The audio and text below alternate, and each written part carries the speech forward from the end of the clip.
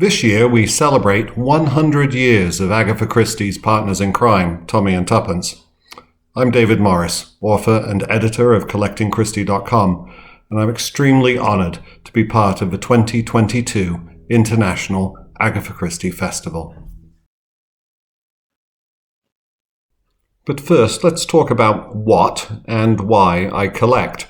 My focus has primarily been in collecting first editions, but that has expanded over the years to include many other areas, including collections of foreign language books, vintage paperbacks, and even original art by artists such as Tom Adams and Jeffrey Appleton.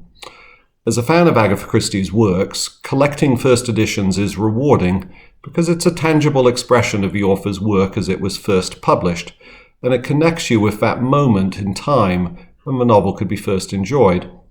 To a similar degree, first paperback printings do the same, while original artworks that were used as covers to her books provide a visual connection that I can enjoy when they're hanging on my walls. My personal journey that led me to the world of Agatha Christie can be best summarized through two books. The first was a paperback printing by Pan of Dead Man's Folly. When I was around age 11 or 12, I remember sitting on the floor in my father's study, pulling books from his shelves, and this one with its blue poison bottle caught my eye. I read it, enjoyed it, and I was hooked in this world of detective and mystery fiction. The second book was when I was attending university. I enjoyed going into used bookstores, and on one shelf I found a rather dusty copy of The Murder of Roger Akroyd. It was a reprint, but it had some original artwork on the jacket that was appealing and attractive. And it connected me with that period in time when the novel must have been in its heyday. Something about that book was magnetic. It stimulated me to start searching other used bookstores to see what else I could find. While the world of the internet has forever changed collecting, the used bookstore experience is still something that is one of the most satisfying. And whenever I travel, visiting a bookstore, hoping for a lucky find, is always something I do. The passion for collecting has motivated me to share my knowledge and insights with other members of the Agatha Christie collector community, and this led to the creation of my website, CollectingChristie.com, where I aim to provide accurate and interesting information that will help Christie collectors and fans in all fields, whether it's hardbacks, paperbacks, art, memorabilia, signatures, or any other ephemera. In addition, I run a Facebook page, Collecting Agatha Christie, that provides more bite-sized amounts of information on collecting, and a Twitter site, Collect Christie, that focuses more on auction-related news.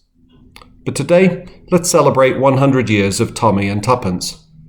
The world of Tommy and Tuppence is as unique as their 5 books, which were published over a span of 51 years. During the decades in print, Christie let these characters interact with the real world, from the sinking of the Lusitania to their search for employment after the Great War, and to their involvement in the war effort during World War II. We also see the progression of their lifelong relationship, from courtship to marriage, and their growing family, with twins Deborah and Derek, and an adopted daughter Betty, and then their own aging and retirement. One can reflect on this world of Tommy and Tuppence in many different ways. For example, as a literary critic or a historian. But as Agatha Christie herself observed, she said, "Collecting things is a great way to bond over something." One advantage of viewing the world of collecting through the quintet of the Beresford books is the years that they span. With the first novel in 1922 and the last novel in 1973, these books take us from Christie's second book, which was A Secret Adversary, to the last book she wrote, Apostate of Fate. Collectors who build a collection of Tommy and Tuppence books will become familiar with a variety of publishers, editions, values, and scarcity issues. So as we consider these books, I will examine them through the lens of a collector. I'll discuss a broad range of collectibles beyond the hardbacks, including paperbacks and related artwork, and I'll provide images of everything that I discuss. So let's begin at the most logical starting point, first edition hardbacks.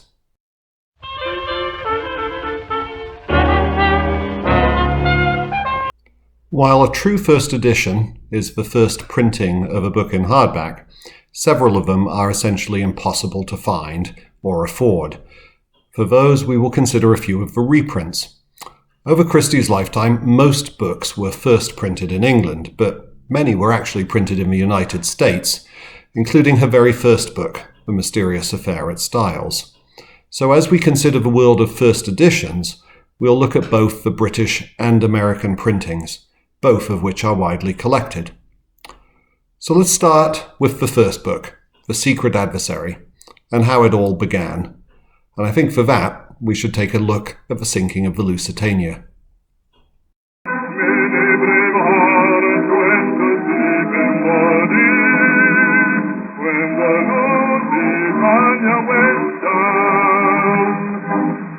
So the sinking of the Lusitania was a major plot point for Christie's second novel, The Secret Adversary.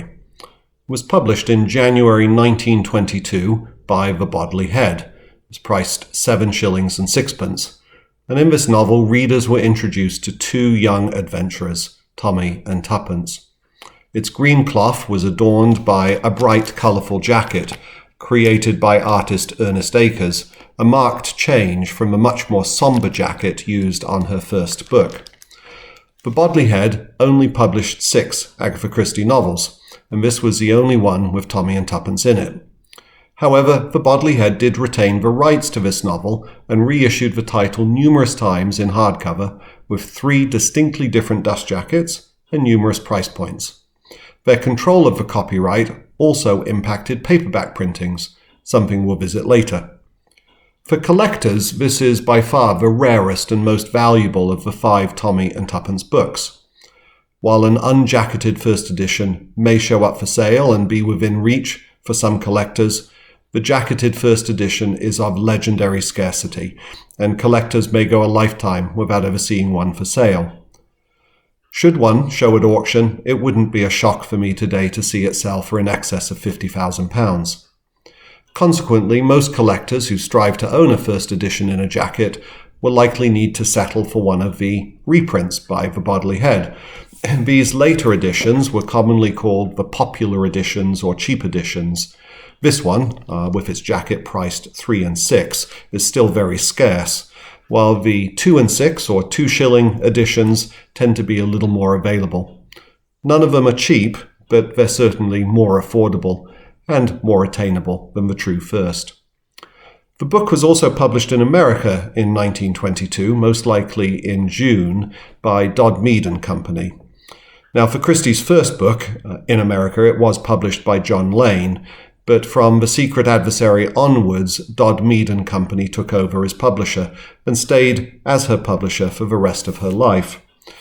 The Secret Adversary is also exceptionally hard to find in the original US jacket and is essentially unheard of ever showing up for sale. If one did show at auction today, we would expect probably a price in dollars well in excess of $10,000 or $15,000. Collectors seeking that book may have to settle for an early reprint too, done by Grosset and Dunlap, which do show up and have similar cover art and are much more affordable.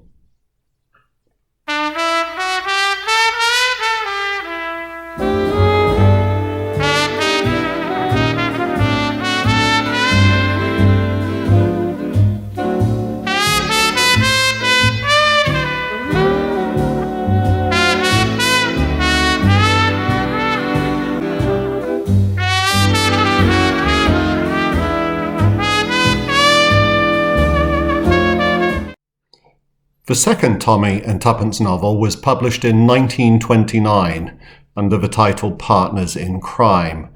This is essentially a collection of short stories which were all previously published in magazines. There were 14 original short stories, with all but the first and last published in The Sketch from September to December 1924. However, Christie rearranged the sequence of the stories in the book and split 3 of the short stories into 2 parts, ultimately resulting in 17 short stories within the novel. She also changed some of the framing to better integrate these stories to create a more cohesive narrative. In addition, there is a small difference between the US and UK editions of Partners in Crime, in that the US publication split many of the longer stories into 2 chapters, while the UK edition followed a one-story, one-chapter approach. The book Partners in Crime was published at essentially the same time in both the US and the UK. Historically, the common position has been that the US version was printed first, but there is no specific date for its publication. In the Dodd Mead and Company published book, there is only a 1929 date, which was neither updated nor clarified in the later Grosset and Dunlap reprints. London-based W. Collins and Sons first published the book, we know, on September the 16th, 1929. However, it should be noted that in some future editions, Collins stated the first printing was in April, which is clearly an error. The first known newspaper reviews were all in September in 1929, both in the UK and the US. From a visual perspective, the jacket on the US edition is a triumph of Art Deco design. It's also echoed in the hardback of the boards as well, which in my opinion is one of the most beautiful jacketed books on a Christie book, and certainly a fitting celebration for Tommy and Tuppence.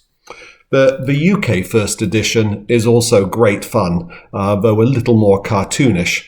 For collectors, the first edition does show for sale periodically, but now commands over $3,000 if in very good condition. Compared to the UK first, though, this is an exceptional value. A jacketed UK first would likely sell well in excess of £20,000, if not closer to $40,000 at auction. For those seeking more affordable copies, the US does have a reprint by Grosset and Dunlap, but sadly the cover art was changed. In the UK, cover art was kept, so this one I love these little 1 shilling edition books, kept the same original art too, and even the paperback's first printing kept that artwork as well, which we'll discuss later.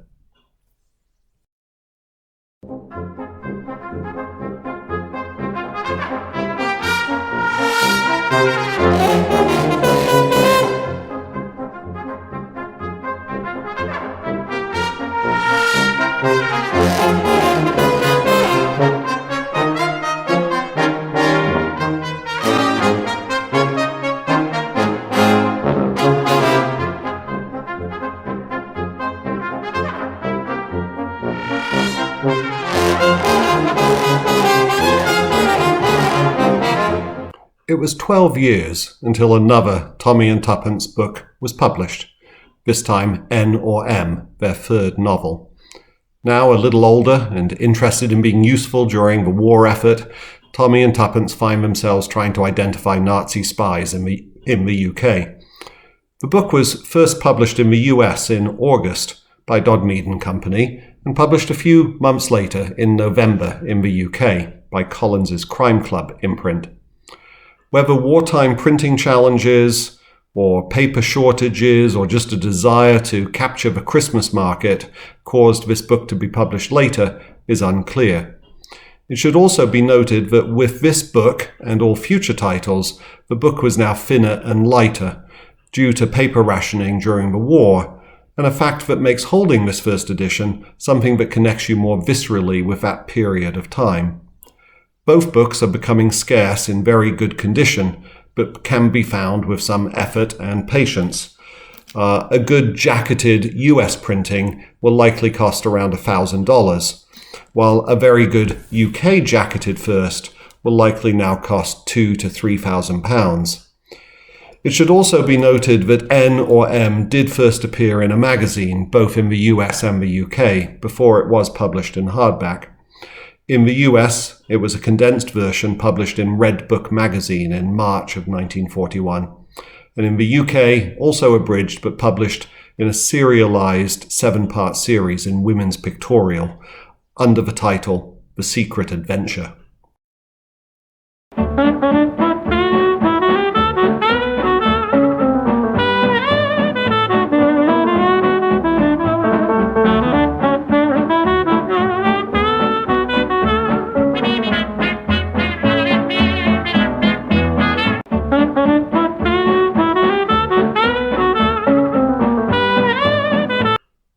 The fourth novel, featuring Tommy and Tuppence, was By the Pricking of My Thumbs, published in 1968. Consistent with their prior full-length novels, this also is a bit more of a thriller than really a pure detective story. Tommy and Tuppence have aged appropriately, as Christie continues to align their ages with the years that have passed since NRM. Albert, their assistant or servant, is also present in this book, as he has been in all the others. It should be noted that Christie dedicated this novel to all her readers who keep asking her, what has happened to Tommy and Tuppence? It's unclear how many inquiries of this Christie really received, and there's debate as to whether writing these books was a bit of whimsy or more of a chore, but for fans of the partners in crime, this book was likely well received, but the critics were a little less gracious. The first edition was printed in November 1968 by the Collins Crime Club imprint, and sadly an incredibly uninspired dust jacket that was clearly selling only name recognition on the shelf. Even the US first printing, also printed in November 1968, had a relatively pathetic attempt at cover art, though at least there was something other than the words. Both books are very affordable, and collectors should just be patient and make sure that if you are going to acquire one, you find one that is neither damaged nor price-clipped.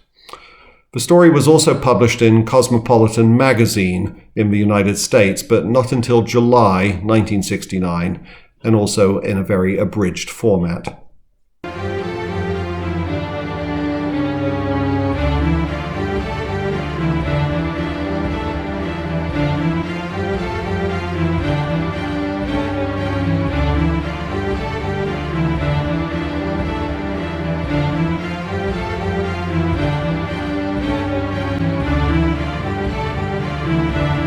It is perhaps fitting that the characters of Tommy and Tuppence Beresford, who aged with Agatha Christie in unison during her life, should actually be in the last book she ever wrote.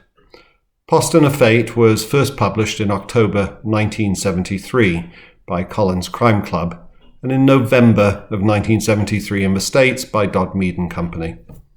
While both Curtain and Sleeping Murder were published later, they were written many years earlier. For collectors, the British edition is particularly appealing, as it is the second book to be dedicated to one of her dogs, and to have it photographed and featured on the jacket.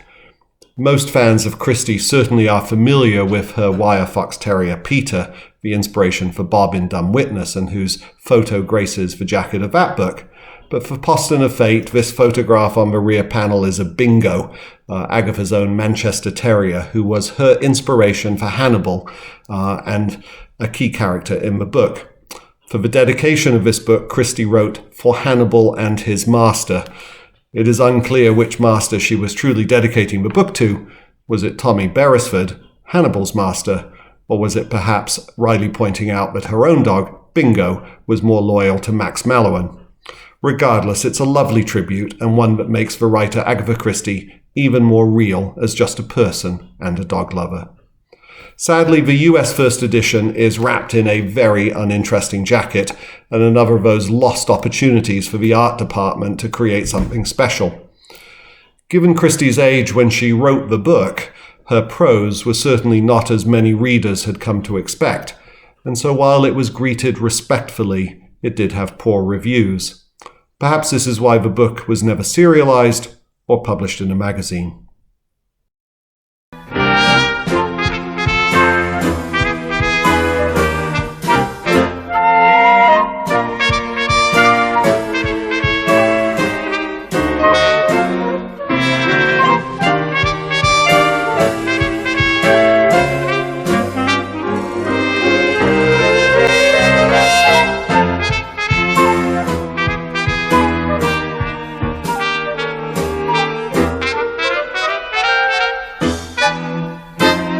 Let's shift our focus now away from hardback first editions and consider collecting paperbacks, an area that is generally much more affordable. Finding the first printing of each of these 5 books in paperback can, though, be quite challenging, partly because there are actually 6 paperbacks you'll need to find. Surprisingly, Agatha Christie's first Tommy and Tuppence novel, The Secret Adversary, was not the first to be published in paperback, perhaps because the Bodley Head was still trying to control the rights and sell the higher-priced hardback books. The book first appeared in paperback in the US, published in 1946 by Avon Books. The book is still very affordable and can be found for typical used book prices. I'll show you, once we've gone through the paperbacks, a little video montage of all of these covers for you. The first UK paperback was published in 1955 by Pan Books, also very easy to locate. Christie's second Tommy and Tuppence novel, Partners in Crime, was actually the first one to show up in a paperback format, published in 1932 by Collins. However, the stories were divided into two paperbacks. One was titled Partners in Crime, the other The Sunningdale Mystery. The paperback titled Partners in Crime, numbered 90 and priced at 6 pence, had 9 of the 17 short stories from the hardback. It's a large format paperback and known to come with both a red and a green cover, the red cover being the correct first printing, and is quite scarce. Expect to pay £300 or more for a very good copy. The Sunningdale Mystery, also published by Collins and in the same size and format and price, was published a few months later in February 1933, and it contains the other 8 stories from the novel. It's only known to have been published in a green cover, and expect to pay about £200 for a very good copy. It wasn't until 1958 that a standard-sized paperback was published that contained all the stories in a single book, and this was by Fontana Books in the UK. The third book, N or M, is a little more complicated to know exactly what was the first printing. It is often believed that the Collins White Circle Services edition, numbered C244 and printed in 1943 in the UK, was the first paperback. However, there is another contender for the title of first printing.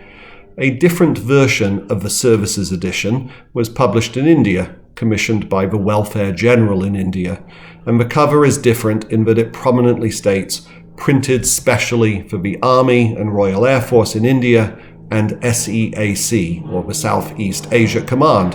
Although it still had some of the White Circle branding, it was plainer than the Services edition printed in the UK. The fourth book, By the Pricking of My Thumbs, first appeared in paperback in the States, published by Pocket Books in New York in August of 1969. It had a very Macbeth-esque cover on it, which really evoked nothing about the story. And the last book, Poston of Fate, was published in 1974 by Fontana as a continental edition. This was an English-language printing, but sold solely in continental Europe. So let's take a look at a quick video that goes through these covers.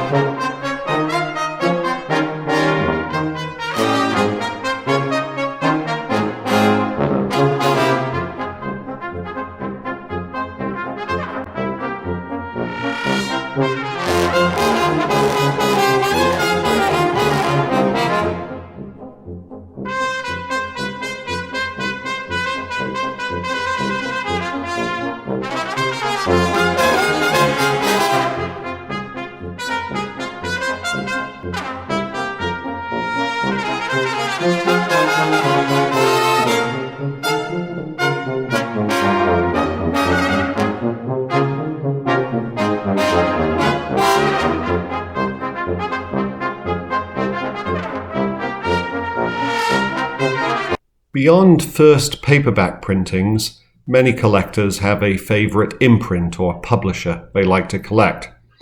Part of my own collection is focused on the covers created by Tom Adams from the 1960s until 1980, both the UK Fontana covers as well as his US pocketbook covers. The Fontana covers trigger memories for me from the first time I read many of her books, so I've put together a brief montage to share the Tommy and Tuppence book covers with you. My personal favourite is the second cover that he created for N or M, this one with the jigsaw puzzle pieces on it. If you've never noticed, the 3 loose pieces will fit into the holes, but only if you flip them over, implying that on the reverse, behind the goosey-goosey gander image, is a rather violent and troubling picture of Nazis' murder in the 5th column. I hope you enjoy this video.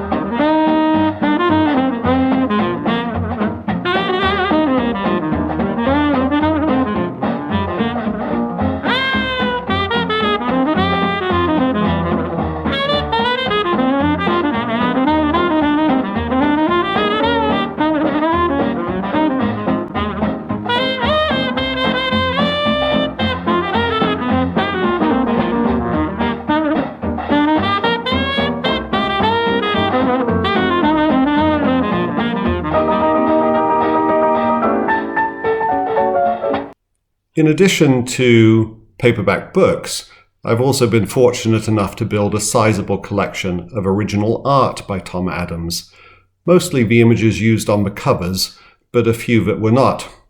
The process of developing the covers was fairly straightforward. Fontana's art director would contact the artist and advise what book was up for publishing or reissuing, and Tom Adams, if time permitted, as a few covers were done by Ian Robinson, would create the painting, typically in what was known as a 2-up scale, twice as wide and twice as tall as what the book cover would be, and submit it to Fontana. If all went well, the cover art would be used, and in the following year, if sales were lagging, the cover art might be redone and a newer version issued. In a few cases, the art director would reject the cover or ask for revisions. One of these rejections was one of the works Tom Adams was most proud of, and it led to a great annoyance because the second version that he created for Fontana that was used on the book was actually stolen in the early 1980s. The book was By the Pricking of My Thumbs, published in the UK by Fontana in 1971, 3 years after the hardback. Tom Adams was commissioned to create the cover in 1970, and he sourced the inspiration for his cover from a friend, Gabby Goldscheider, and a book she wrote for the Medallion Collectors series titled Dolls. Tom used images from this book to help create the design aesthetic for the 2 covers that he ultimately painted. The original cover was one of his favourite paintings, that's this one, and it was rejected by John Constable, Fontana's art director, because it didn't have a core focal element deemed necessary for a first time in paperback.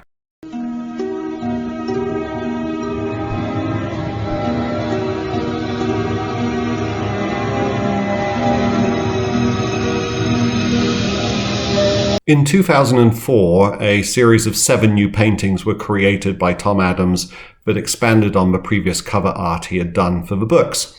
These 7 paintings became known as the Summer Gallery editions, and 5 of them were reproduced in the 2015 book Tom Adams Uncovered.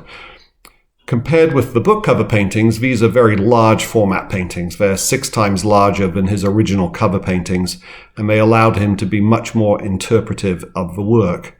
They're far less likely to ever come up for sale than the cover paintings, as there are only 7 of them compared to the 100-plus book covers, and turnover of his work is rare.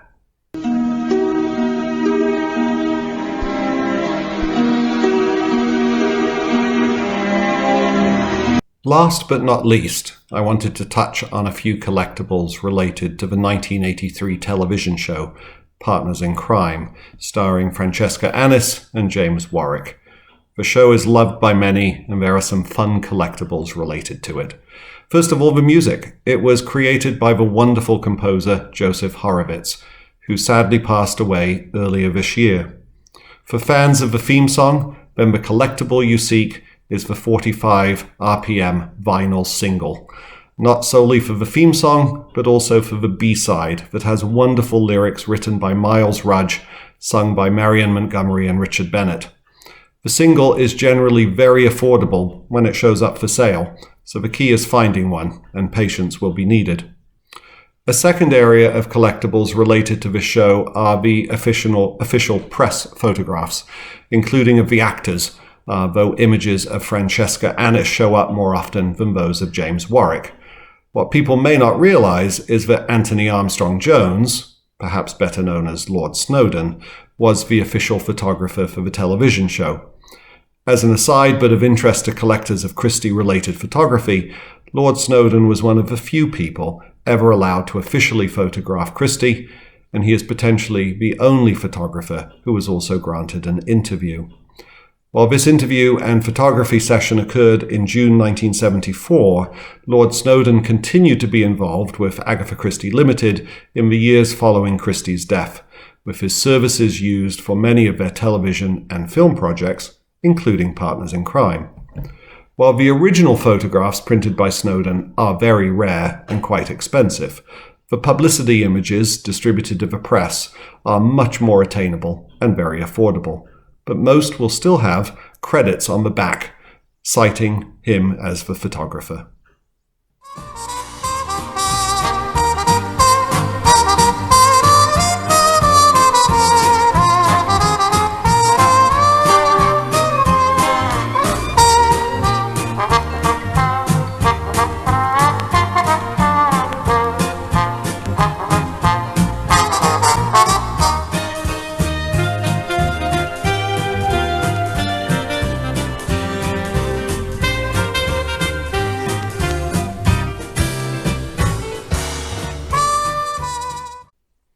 I'm often asked what I still wish that I could find for my collection. And in this case, let's talk about what I'd love to have related to Tommy and Tuppence. I would have to say I'd love to obtain a copy of a 1950 American television show called The Case of the Missing Lady. Why? Well, this Tommy and Tuppence scripted TV show starred Ronald Reagan as Tommy. While it is currently lost, I'm sure it's gathering dust somewhere in a studio's vault, and hopefully one day we'll all get to see it and add it to our collection of video. Well, I hope this journey through the world of Tommy and Tuppence, through the lens of a collector, as we celebrate their 100th anniversary, has been interesting to you. For all you collectors out there, happy hunting. I'm your partner in crime. Used to be good, but since I met you, can't stop stealing a kiss or two from you.